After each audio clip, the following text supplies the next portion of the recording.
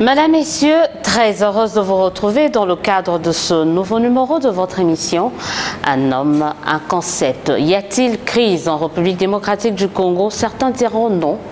D'autres diront oui, c'est le cas de Martin Fayulu qui vient de mettre sur la table une proposition qu'il dénomme proposition de sortie de crise ici en République démocratique du Congo. On parle de cela et aussi de bien d'autres questions d'actualité dans le cadre de cette émission avec notre invité qui n'est autre que Lisanga Bonganga, Jean-Pierre Lisanga Bonganga. Bonsoir et bienvenue. Bonsoir. Tout récemment, ministre en charge de relations avec les parlements, juste après devenu opposant ou redevenu opposant. Ministre d'État en charge des relations avec le Parlement. J'ai fait aussi l'intérim de ministre des Sports et Loisirs et ministre de la Jeunesse et Initiation à la Citoyenneté. Donc, devenir opposant, non. Et redevenir? Non. J'ai toujours été avec ma casquette d'opposant au gouvernement. Donc, raison pour laquelle il vous souviendra que c'est cette base de cet élément-là que je n'ai pas signé l'acte d'engagement du FCC. Comment on peut être opposant dans un gouvernement? Dites-nous, puisque vous en avez l'expérience. On n'est pas opposant au gouvernement. On va au gouvernement avec une identité claire. Si c'est un gouvernement comme c'est un gouvernement d'union nationale, chacun de nous garde son identité. Et je suis allé comme quelqu'un de force de changement. J'ai gardé l'étiquette de force de changement et je suis sorti. Ça s'appelle rester constant. C'est-à-dire, nous qui avons fait tout en étant de force de changement avec l'allié du MLC en 2006, allié de l'IDPS bien sûr en 2011, donc, et allié avec la MOCA en 2018. Donc, nous gardons notre cap et nous gardons notre identité de force du changement. Si vous étiez resté au gouvernement, vous alliez garder le même cap, donc. Mais comme on en a toujours gardé, quel élément pouvait nous amener à changer? Je resterai toujours la MOCA, même si j'étais. Parce que quand je suis au gouvernement, la preuve est que Bemba, président bien sûr du MLC, il est arrivé. Tout en étant au gouvernement, je suis parti l'accueillir. À chaque fois que le président Martin Fayulu revenait du voyage avec le président Mouzito et les autres, j'étais obligé d'aller les accueillir à l'aéroport. Tous les meetings de la MOCA, j'étais présent. Donc, ça s'appelle constance. Voilà, parlons de cette constance. Vous avez parlé de Martin Fayulu. Certains diront comment, ça y est, il vient de jeter encore une sorte de pavé dans la mare en proposant cette proposition de sortie de crise. Parle-nous de cela. De quoi il s'agit? Cette proposition qui fait tant parler d'elle pour soi-disant une crise qui serait ici en République démocratique du Congo. Vous savez, deux éléments importants. Le premier, c'est la crise. Deuxième élément, c'est le comportement exceptionnel du président Martin Fayulu. Je commence par le dernier.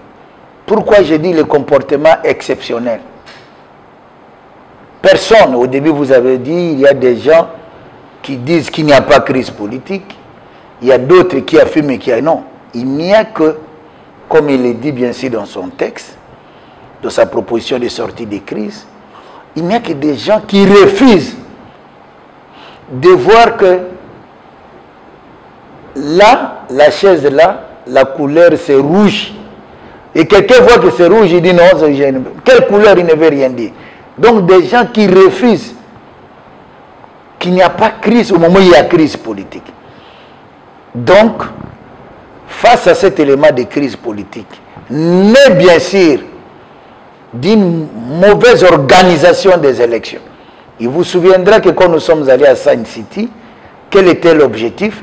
Pour mettre fin à des crises récurrentes de légitimité, on devait organiser des élections libres, des élections transparentes, des élections démocratiques et des élections crédible. Voilà ce qui me fait à la crise de légitimité. Or, la question est simple. La même question nous nous sommes posés en 2018 pour dire est-ce que ces élections sont crédibles? On dit non, crise de légitimité. 2018, encore pire. Alors pourquoi les gens refusent? Et je pense,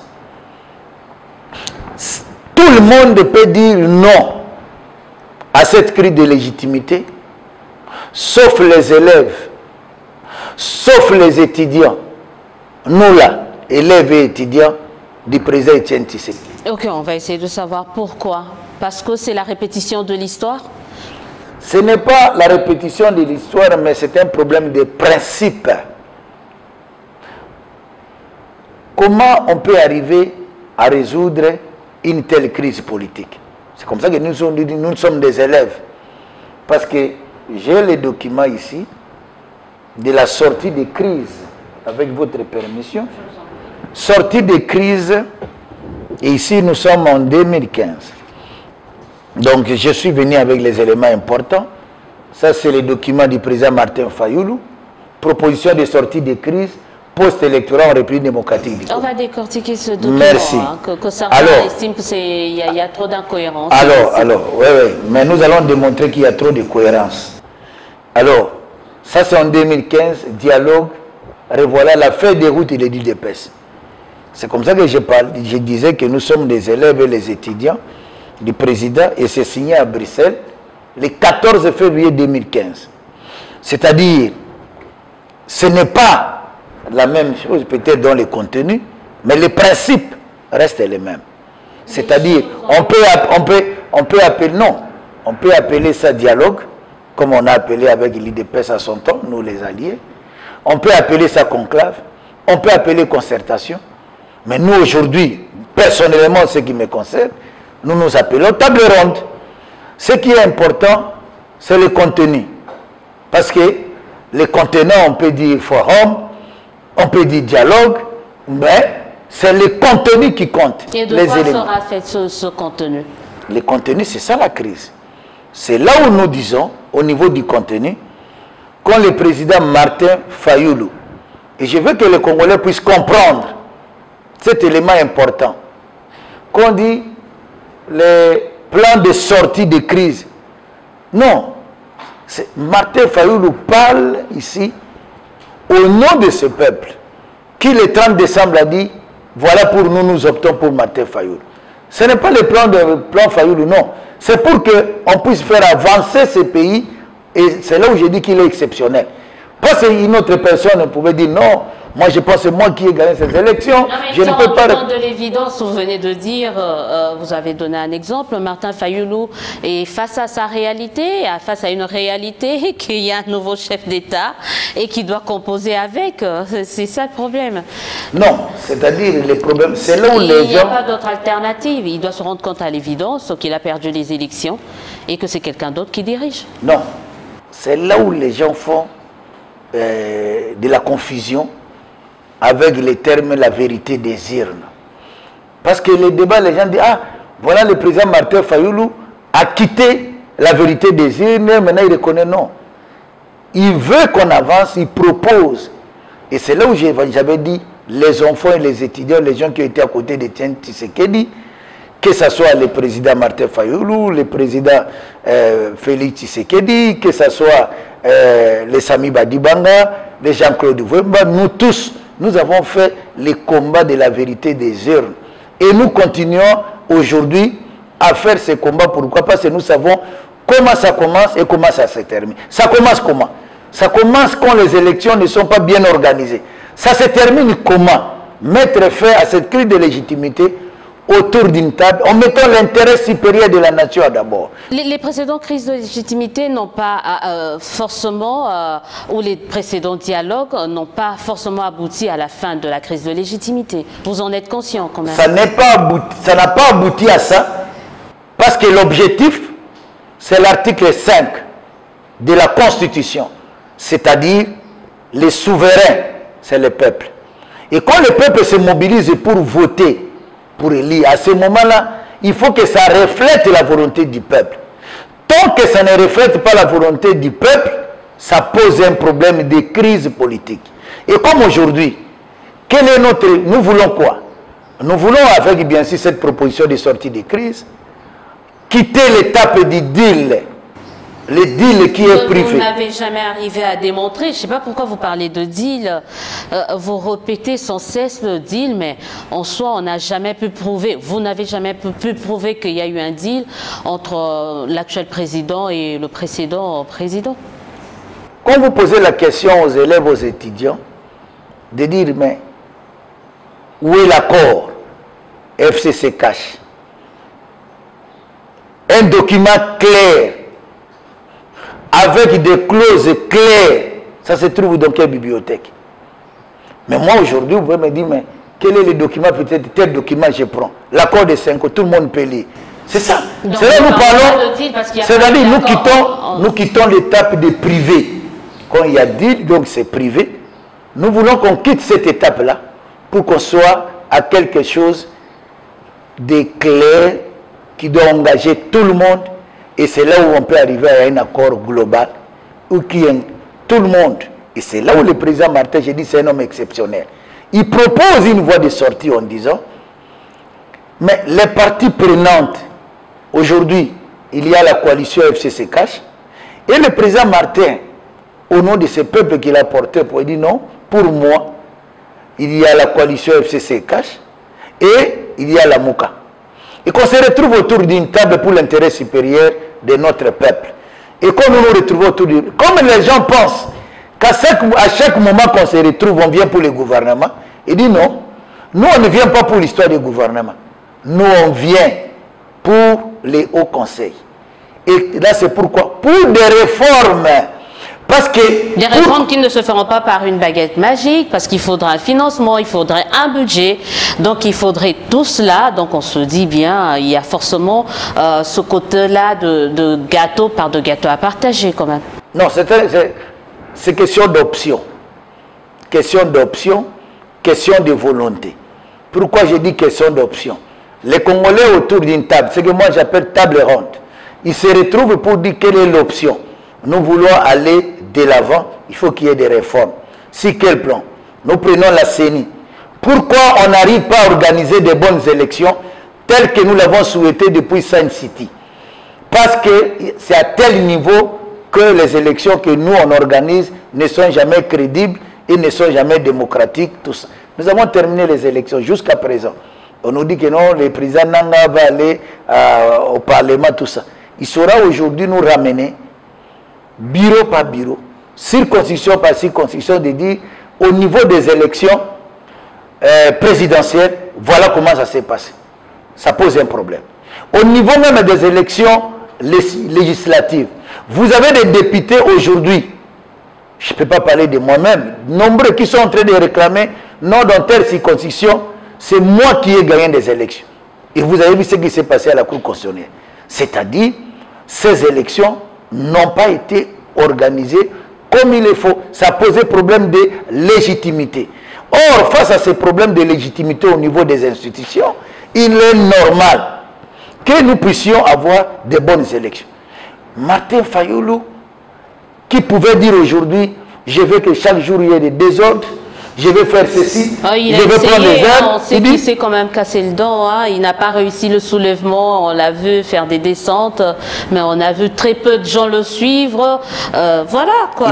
Il y a eu quand même un problème avec la mobilisation, une certaine spontanéité dans le chef de la population qui ne l'a pas suivi. Hein. S'il y a une plateforme qui ne peut pas avoir de problème de mobilisation, alors c'est la Mouka. Je prends comme exemple, à moins d'avoir les yeux fermés, sans tâcher de les ouvrir, pour ne pas voir ce que Moïse Katoumi vient de réaliser maintenant à l'est du pays. Il est de la Mouka. Si Jean-Pierre Bemba se mobilise, moi-même j'étais à Kisangani. J'étais avec le président Bemba à Kisangani et on a fait les pieds. J'ai vu comment les gens se mobilisent pour la Mouka. Et Martin Fayoulou, n'en parlons pas aussi. Alors si les leaders de la Mouka, les 3 là et 4 avec Mouzito, et nous tous ici on se mobilise, Vous allez dire que nous avons un problème de mobilisation. Il y a une forme de mobilisation, il y a cette mobilisation un peu à la Wenge où les gens viennent, chantent et dansent et repartent, mais il y a une mobilisation qui change le cours de l'histoire et ça, il n'a pas réussi à le faire. Non, parce que, je l'ai dit au début, problème d'option. Est-ce que la Mouka, le présidium a déjà levé l'option de dire, tel que nous sommes là, aujourd'hui, voilà, c'est ce modèle de mobilisation que nous allons faire? Non. Non. On a dit, après la déclaration de Lumbashi, nous réclamons la victoire, c'est nous qui avons gagné les élections, et nous demandons au peuple de se mobiliser. Mais jamais les quatre ont dit que telle action, tel jour, nous lançons l'ultimatum, la Mouka sera là pour faire ceci, ça serait autre chose. Ça serait autre chose. Alors, le président Martin Fayoulou dit, ce n'est pas au nom de Fayoulou, au nom du présidium, au nom de ce peuple qui l'a suivi, il dit non, pour qu'aujourd'hui nous puissions avoir les développements et continuer le combat de la vérité des urnes. La vérité des urnes, c'est quoi? Vérité, c'est clair. Des urnes, c'est-à-dire le choix du peuple, l'article 5 de la Constitution.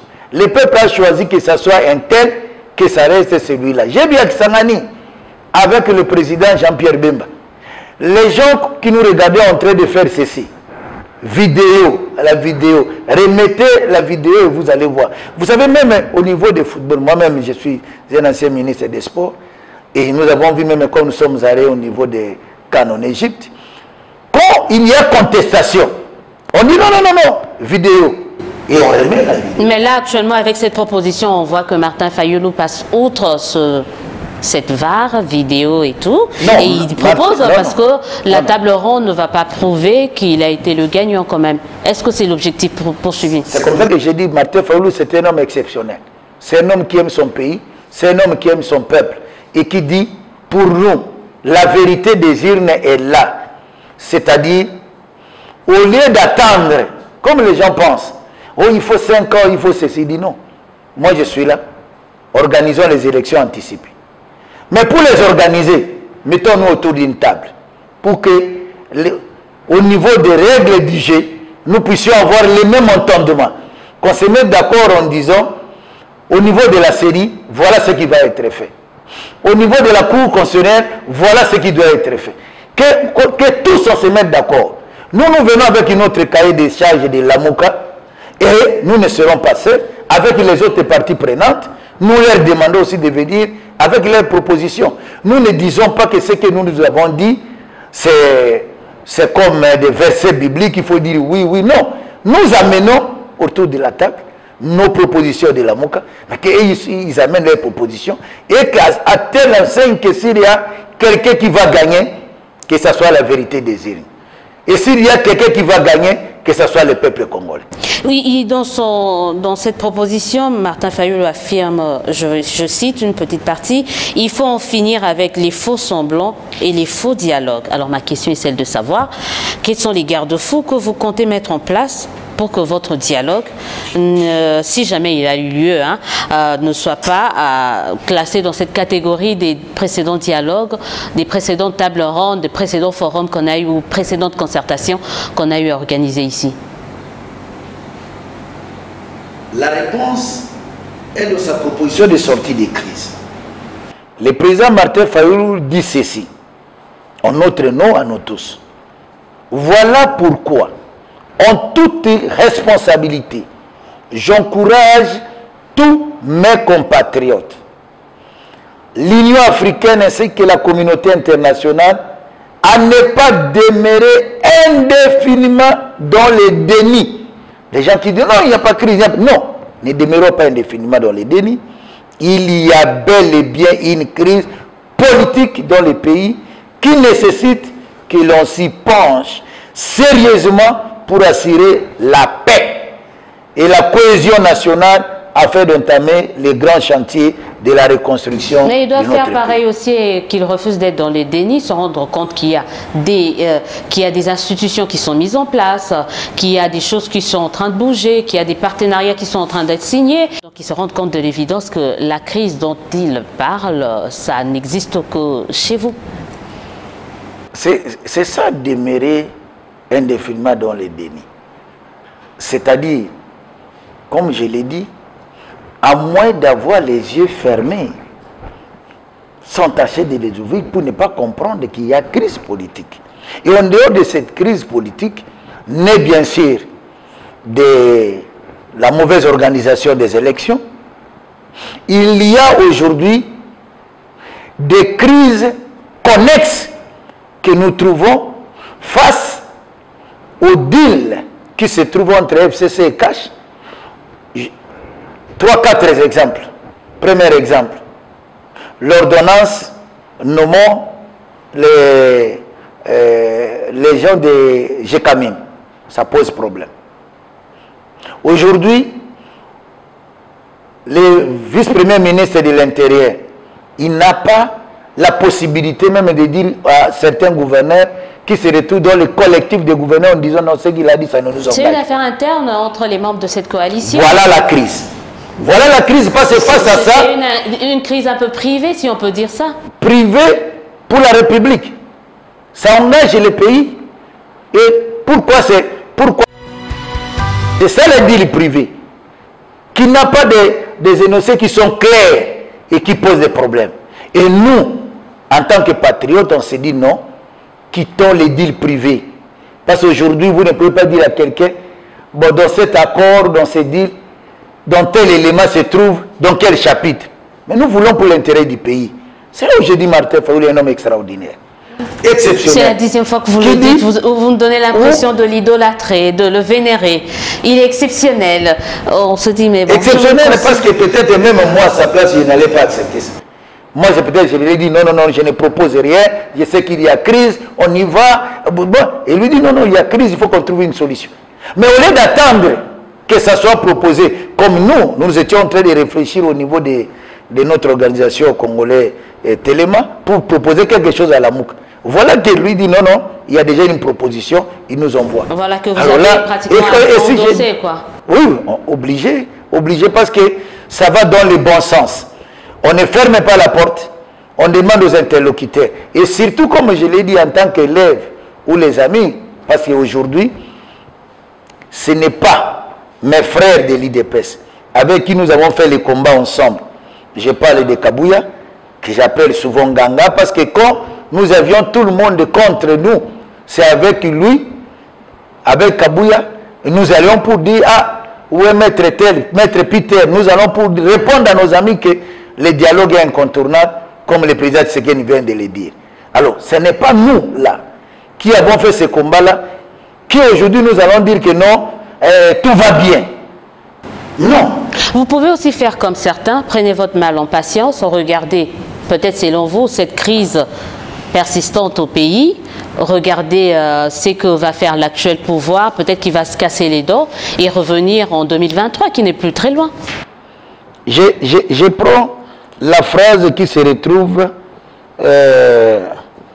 dans la proposition de sortie de crise de l'IDPS. Parce que là, on disait quoi? C'est comme si nous ne voulons pas assister le peuple, nous voyons que ça ne va pas, et laisser le peuple mourir comme ça. Pour une fois qu'il y a eu l'alternance au pays, pour une fois que c'est l'un de vôtres qui occupe la présidence, il mérite plus votre soutien que cette guerre. Mais pour une fois que cette crise perdure, pour une fois, comme d'habitude, par question de principe, que nous proposons la voie de sortie de crise. Voilà la seule manière de faire avancer les choses. Le président Martin Fayoulou, il connaît très bien comment les choses se passent.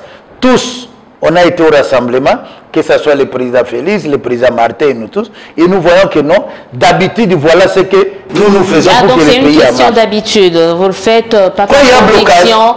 Quand il y a blocage, quand il y a crise politique, il faut proposer quelque chose.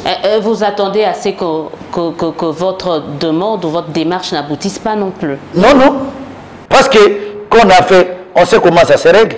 Ce n'est pas nos amis de FCC aujourd'hui qui vont dire non à cette proposition. Pourquoi? Parce que ça nous rappelle Sainte City avec le président Kabila. Ça nous rappelle les concertations avec le président Kengo. Ça nous rappelle quand ils sont allés à l'Union africaine, sans nous. Ça nous rappelle Senko. Mais est-ce qu'il n'est pas temps de briser ce la seule manière, ma soeur, la seule manière de briser ça, c'est la proposition que fait le président Martin Fayulu, fait la Mouka. Quelle est la proposition? Voie de sortie de crise, organiser des élections transparentes. Si nous avons des élections crédibles, si nous avons des élections démocratiques, nous mettons fin à ces crises récurrentes de légitimité et nous y allons de l'avant. Mais tant qu'on n'organise pas de bonnes élections, ces crises de légitimité vont perdurer et il n'y a pas de manière de résoudre ces problèmes que d'aller autour d'une table avec des propositions concrètes où l'un écoute l'autre pour l'intérêt du pays et on avance. Alors vous avez dit il y a crise, dialogue avec qui? La coalition FCC d'un côté et la Mouka de l'autre, mais qui d'après vous doit convoquer cette table ronde? D'abord, la première étape, c'est que nous demandons à nos amis de cesser à dire qu'il n'y a pas de crise. Au moment où on voit ouvertement qu'il y a crise. Qu'on intériorise, que tous les Congolais puissent intérioriser que non, il y a crise, nous devons trouver une solution. C'est comme si vous êtes avec votre ami, c'est-à-dire un de vos journalistes avec qui vous êtes ensemble, et les collègues vous disent, mais vous deux là, vous ne vous parlez pas, il y a un problème. Vous dites, non, ça va, parce que des matins, on s'est dit bonjour. Mais tout le monde sait qu'il y a un problème. Donc, nous aujourd'hui, nous ne voulons pas faire perdre du temps pour rien. Si nous voulons qu'on y arrive à bien organiser les choses, commençons dès maintenant à réfléchir. Qui doit convoquer cette table ronde? Ça, c'est une très bonne question. Ça, c'est la deuxième étape. La première étape, est-ce que tout le monde est d'accord? Les parties prenantes. Nous, la Mouka, on est d'accord qu'il y a une crise. La même question, nous devons poser à nos amis de Cash. Et nous disons, ce n'est pas Cash, ce n'est pas IDPS, avec le combat qu'on a mené ensemble, qui aujourd'hui va nous dire qu'il n'y a pas de crise. Ma soeur, quand vous vous réveillez le matin, vous voyez les bérets rouges, les bérets verts, avec les déclarations qu'on est en train de faire tous les jours. Les gens de la Mouka sont venus nous dire, non, Excellence, vieux, il faut que nous aussi, nous puissions avoir nos bérets. J'ai dit, mais ça va nous amener où?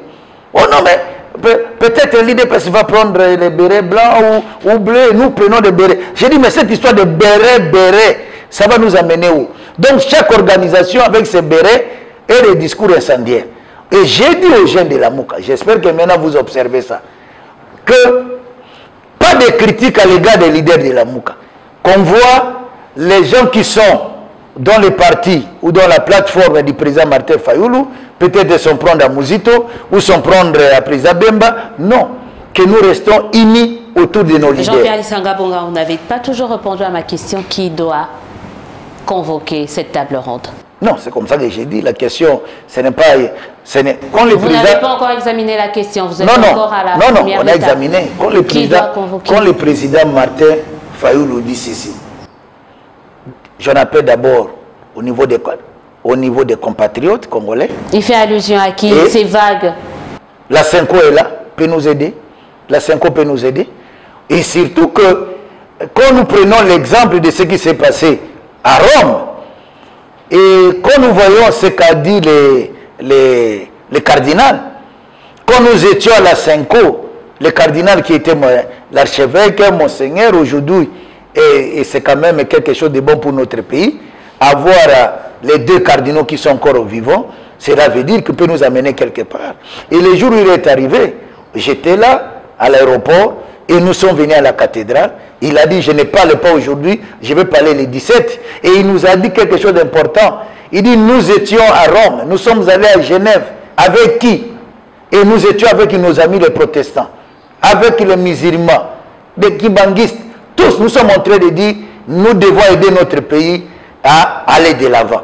Donc, même aujourd'hui, c'est pour dire que eux, les hommes d'église, s'ils se mettent d'accord pour dire que non, nous voulons quelque chose de nous Congolais, appuyé par la communauté internationale, personne ne va dire non. C'est encore une répétition de l'histoire. Je ne sais pas pourquoi vous ne vous lassez pas. Hein, si c'est pour trouver... Avec les mêmes méthodes, les mêmes sauces, les mêmes ingrédients, les mêmes personnes, les mêmes... En fait, bon, voilà. Ça devient une répétition un peu lassante pour ce peuple-là pour qui vous dites... si ça peut nous amener à trouver de bonnes solutions, moi je pense que nous n'allons pas dire non. Donc, dialogue, il y a crise qui doit convoquer. Vous penchez plus pour la Synco, avec qui, je l'ai dit, c'était FCC Cash, mais dans FCC Cash, il y a Félix Tshisekedi, que Martin Fayulu ne cesse de taxer d'usurpateur. Comment vous allez dialoguer avec quelqu'un que vous ne cessez de vilipender ou de taxer de Tolino? Le président Martin Fayulu dit... Oui, il va se calmer. Oui, il va maintenant se calmer un peu, comme il a fait cette proposition. Non, il dit... la coalition Cash FCC. Donc ça, c'est cette coalition. Et dans cette coalition, il y a Félix Tshisekedi qui est actuellement président. Il est dans cette coalition. Nous, l'essentiel, c'est pour l'intérêt du pays. C'est comme ça que j'ai dit exceptionnel. Vous dites non, mais pourquoi vous l'appelez un homme exceptionnel? J'ai dit non, pas s'il accepte. Il dit non, allons à la table ronde avec des propositions concrètes. Il est prêt à effacer tout ce qui a été dit, tout ce qui a été fait d'ici. Il est prêt, avec ses amis du Présidium, d'aller, bien sûr, à la table ronde, avec des propositions concrètes, et écouter les autres, pour que, avec leurs propositions et les nôtres, nous puissions aider les peuples à aller de l'avant, pour l'intérêt de la vérité des urnes, c'est-à-dire l'organisation des bonnes élections. Et nous proposons déjà dans 18 mois. Dans 18 mois, on parlera, mais on a dit, il y a cette proposition d'aller rencontrer l'autre, d'aller voir quelqu'un comme l'actuel président de la République, a été faite également par Moïse Katumbi. Et on se rappelle à l'époque que ça avait soulevé une sorte de tollé dans le chef de certaines personnalités de la Mouka, dont Martin Fayulu. Donc vous revenez quand même sur ce chemin-là, d'aller voir au jour votre frère d'hier, ami d'hier. Mais qui vous a dit, j'ai parlé quand même avec certains Quinois il y a 2-3 jours. J'ai dit, mais je vois les gens en train de dire, non, les Quinois vont recevoir le président Félix Tshisekedi. Et certains même disent, pas non, comme si le président Martin Fayulu n'est pas Quinois. Et je leur pose la question. Parce que vous dites que les deux sont des Quinois et qu'il y a un problème politique qui se pose. Il y a une crise politique. Et c'est à votre niveau, vous avez déjà réfléchi aujourd'hui de la réconciliation autour, bien sûr, d'une table entre les deux Quinois. Et alors, par après, il y a dit, oui, moi je pense qu'il y a quelque chose, nous pouvons penser, mais oui, parce que les deux sont des Quinois. Il y a un problème qui se pose, il y a une crise qui se pose.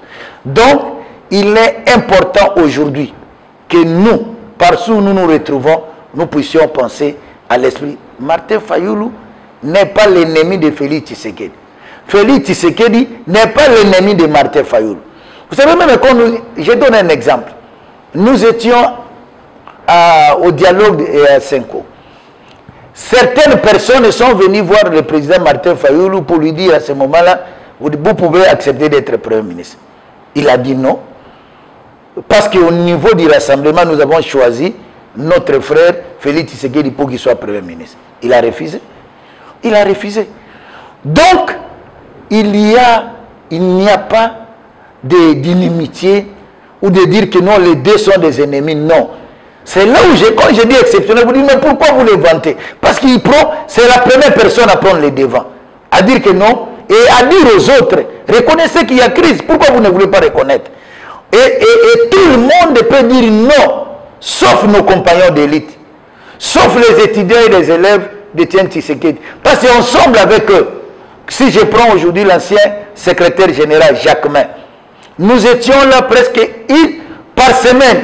Vous le savez très bien, vous êtes vraiment parmi les grands journalistes de cette ville, de ce pays. Vous avez vu que chaque jour, une fois par semaine, avec Jacquemin Chabani, on allait où? À la CENI. Pourquoi? Vérité des yeux. Pour leur demander que l'organisation des élections, ça soit des élections crédibles. Et c'est aujourd'hui, ce sont ces gens-là qui peuvent dire non à la vérité des yeux. La donne a changé quand même. Vous faites des propositions, mais vous demandez, vous posez vos exigences en même temps. Vous laissez trop peu de marge de manœuvre aux autres. Non, on ne laisse Quand pas. vous dites par exemple qu'il faut qu'ils acceptent d'abord qu'il y a crise, pour ensuite passer à la deuxième étape, on se dit, vous posez vos exigences un peu. On ne leur dit pas d'accepter ça par la force. C'est clair qu'il y a crise. Ce sont eux, c'est là nous parlons de déni. Ce sont eux qui ne veulent pas reconnaître. Mais quand on voit ce qui se passe, comme je vous ai dit, l'histoire des Bérin, des déclarations tous les jours, ce pays nous appartient à nous tous. Vous pensez, ma soeur, que c'est normal qu'on se réveille tous les jours le matin, on voit les gens en train de se disputer, comme j'avais dit l'autre fois, dans une des émissions, avec le système Stop Indigo. C'est-à-dire, à un certain moment, les gens se réveillent et disent, il y a une crise, oui. Pourquoi? Pour l'histoire de Chekamine. Il y a une crise, oui, parce qu'il s'agit de l'informateur. Il y a une crise, oui, parce que le président Tshisekedi a parlé de déboulonner. Il y a une crise, tous ces éléments de crise, et les gens se disent, stop. Ils s'arrêtent pour les dire. Il dit, mais pourquoi ça ne va pas? Il commence à dire, envoyer tel gens, envoyer des émissaires. Et après, le peuple dit, ah, en fait, ils se sont rencontrés. Et on avance. Il y a une évolution dans la terminale de votre crise. Avant, c'était il y a crise parce que la CENI n'a pas publié les élections, il n'a pas dit la vérité par rapport au scrutin. Maintenant, il y a crise parce qu'il y a des problèmes dans la gestion de la Respublica. On sent quand même qu'il y a eu une certaine évolution. Là, c'est important. On sent quand même qu'il y a une certaine évolution dans la compréhension de la crise post-électorale. Non, là c'est important. Là nous sommes en train de catégoriser les crises. C'est-à-dire la grande crise née des élections contestées, ça s'appelle crise de légitimité. Ça c'est la grande crise. Cette crise est là. Et nous, comme ils ne veulent pas accepter, nous leur disons, votre deal est là. Il y a aussi des crises tous les jours. Quand les VPM à l'intérieur fait ceci, on les bloque. Mais pour l'intérêt du pays, donnez-nous cet accord. Que nous puissions les lire. Les Congolais ont aussi tout intérêt de savoir, vous êtes mis d'accord sur quoi? C'est important. Alors quand nous voyons que... Mais c'est à vous d'apporter les preuves qu'il y a eu accord. Et ils disent qu'il n'y a jamais eu un deal, ils sont en coalition. Ils sont en coalition. La coalition qui est reconnue par la Constitution. Quand vous parlez de deal, portez les preuves. Et ils gouvernent les pays comment? Où sont les modalités? Une coalition. Une coalition, oui, mais dans cette coalition, quelles sont les modalités pratiques de gouvernance? Voilà, c'est là où nous disons à la Mouka, les gens ont réfléchi en disant, nous allons opérer des réformes sur la CENI, la Cour constitutionnelle, les droits de l'homme, la gouvernance. À ce moment-là, nous, voilà les nationalistes, voilà les patriotes, les gens qui veulent qu'on avance. On va essayer d'aller rapidement parce qu'on va bientôt terminer. Dans cette proposition, vous suggérez la mise en place de ce Haut Conseil national de réforme institutionnelle. D'après vous, qui sera dirigé par quelqu'un de la Mouka, qui peut être à la tête de cette structure? J'ai l'impression que vous allez trop vite. Nous sommes sur le plan de... on n'a pas le temps, on est à 4 ans, 2023, vous ne voulez pas attendre 4 ans, vous proposez un dialogue rapidement, ben on fait comme vous. Hein. La Mouka est tellement bien organisée. Que vous n'avez même pas à vous mettre d'accord sur le porte-parole. Non, parce que c'est un débat qui n'a pas de sens au niveau de la Mouka. Dans l'organisation de la Mouka, le présidium, chaque fois après 3 mois, on a quelqu'un qui fait l'intérim. Et cet homme-là joue le rôle. C'est lui qui engage la Mouka. Alors, aujourd'hui, si nous avons les hauts conseils qu'on va mettre sur pied pour les réformes des institutions, nous avons les porte-parole, nous avons le président des présidiums, ça nous amène où? Nous devons être cohérents dans notre esprit de cohérence. Comme maintenant là, ça va être le tour de l'ancien Premier ministre Adolphe Muzito, il va commencer son mandat. Il n'a pas de problème. Christophe Lutundu l'a dit par exemple dans l'un de ses tweets que j'ai lu, j'espère que ce n'est pas un faux compte. Il dit qu'il salue la proposition de Martin Fayulu, mais il n'est pas comprendre la diabolisation qui a été faite autour de la démarche visant notamment la désignation d'un porte-parole de l'opposition pour mieux structurer la chose, au fait. Il n'y a pas eu diabolisation. Je suis très content, comme mon grand frère Christophe, un grand intellectuel comme lui, dit qu'il est d'accord avec la proposition. C'est ça le problème le plus important. Donc, il est de la Mouka, il est d'accord avec la proposition de voie de sortie de crise. Diabolisation autour des porte-paroles. Nous étions en train seulement de dire que nous, la Mouka, à la rencontre de Lumbashi, on s'est mis d'accord que le combat de la vérité des urnes, pour qu'on puisse retrouver ce que nous on a perdu, en disant que c'est nous qui avons gagné les élections, que ce combat-là continue. Et en dehors de ça, il n'y a jamais une autre déclaration au niveau de la MOUCA. Donc c'est question de cohérence. Il n'y a pas question de diabolisation. Martin Fayoulou respecte tellement ses collègues. Le droit, le porte-parole de l'opposition, c'est prévu dans la loi, dans la Constitution. Le problème, c'est un problème des objectifs et un problème des options. D'abord, je peux dire quelque chose d'important. Quand nous étions à la conférence nationale souveraine, j'étais conférencier à l'époque, Martin Fayoulou et Christophe Lutundula faisaient partie d'une même organisation, FDD. Donc ils se connaissent très bien. Donc les deux se parlent très bien, il n'y a aucun problème.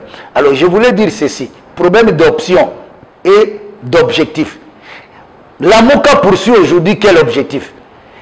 Si nous nous mettons en disant que non, pour nous, nous avons, les élections se sont passées correctement, donc on n'est pas dans la vision de la MOUCA. Parce que dans la vision de la MOUCA, on s'est dit non, ces élections n'ont pas été transparentes. On ne peut avoir un porte-parole de l'opposition que si les élections ont été transparentes et crédibles. Mais si les élections n'ont pas été crédibles et transparentes, ça n'a rien à voir avec porte-parole. Les élections non crédibles et non transparentes, vous laissez certains de vos députés siéger, on se dit mais l'incohérence est de quel côté? Ça s'appelle question de responsabilité. Responsabilité, on s'est dit... Il y a l'option quelqu'un, responsabilité. Et après une expérience que nous avons vécue avec nous en tant qu'alliés de l'IDPS et l'IDPS au CERF, où on avait dit aux députés de ne pas siéger, on a vu comment on a perdu, il y a certains députés qui prenaient des positions, au lieu d'aller à gauche, ils allaient à droite, on s'est dit non, il faut encadrer tout ça.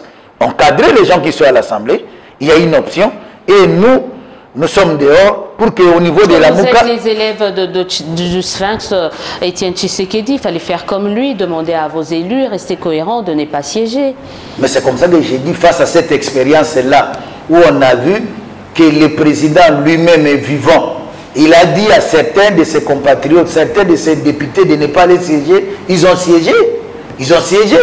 Et alors, nous ne voulons pas que les gens trichent, on les laisse siéger, et nous sommes ensemble, en train de continuer le combat de la vérité des urnes. Donc cette étape, ça nous a servi de leçon. Alors on a trouvé le qui, on a parlé de quoi, de cette proposition, mais le quand. Quand est-ce que vous pensez que ça sera le bon moment pour organiser ce dialogue? Vous avez déjà une idée? Vous avez parlé de 18 mois de transition ou 18 mois de... Voilà, un peu de... Si nous aimons notre peuple... De réforme, mais... Si nous aimons notre peuple, et comme nous voyons que la crise est là, en face de nous, nous devons aller le plus rapidement possible. Le plus rapidement possible, nous sommes en train de vendre ce plan de sortie de crise. Les amis, je l'ai dit, ce n'est pas le FCC habitué à dire qu'il y a une crise, nous devons trouver une solution. Le président Kabila l'a démontré plusieurs fois.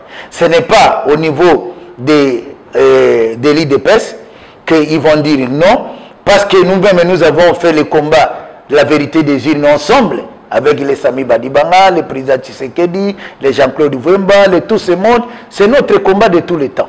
Personne ne dira non aujourd'hui. Alors mettons-nous d'accord pour l'intérêt du pays, pour l'intérêt de notre peuple, pour que les élections à venir, ça soit des élections sans contestation. Merci beaucoup d'avoir été dedans ce soir. Une toute peut-être dernière question. On se dit, mais ça y est, Lisanga Bunganga est revenu, ou est maintenant avec Martin Fayoulou? Est-ce qu'on s'attend à la résurrection de forces acquises au changement? Mais les forces de changement sont toujours là. Parce que quand nous disons les forces acquises au changement, c'est né toujours des contestations des élections. Parce qu'on pouvait dire, nous voulons les porte-parole, nous voulons ceci. L'idée des forces de changement est venue avec le président Tshisekedi en disant que nous avons gagné les élections, ne parlons pas de l'opposition, parlons des forces acquises au changement. Nous y sommes. Est-ce que vous allez encore vous embrouiller? Non, vous brouiller, vous allez rester ensemble, il n'y aura pas de clash après? Vous savez, ce qui est bon... c'est ça qui fait votre force? Non, non, vous savez ce qui est bon pour nous. Et c'est comme ça qu'on les gens... J'ai dit, ne parlons pas d'inimitié entre le président Martin Fayoulou et le président Félix Tshisekedi. Parce qu'à tout moment, même quand nous étions au niveau du rassemblement, parfois entre nous, président Félix comme le président du Rassemblement. Il pouvait dire, c'est elle qui va lui l'été. Non, mais pourquoi il donne toujours au président Martin? On se dit, mais après quelques heures, on se réconcilie, on avance. Parce que nous mettions toujours l'intérêt du pays avant. Les peuples, d'abord, c'était toujours les slogans et qu'on devait utiliser à tout moment. Et que ces slogans devaient nous servir aujourd'hui d'exemple pour qu'on puisse aller de l'avant. Donc, et c'est la même chose. Pourquoi on a créé la Mouka? On s'est dit non. Quand le président Tshisekedi a dit non, en tout cas, temporisez et attendez. Mais on ne peut pas continuer à attendre éternellement. Les gens, réveillons-nous. Et on a créé la Mouka. Donc, que les combattants, même nos amis, mes jeunes frères et mes grands frères, tous des l'IDPS doivent comprendre que le combat qu'on est en train de faire ici, c'est la continuité. Moi-même, je peux vous avouer, depuis qu'aujourd'hui nous avons perdu le président Tshisekedi, par 2 ou 3 fois, je l'ai rêvé. Et je sais ce que j'ai rêvé. Et je sais ce que je suis en train de faire comme combat.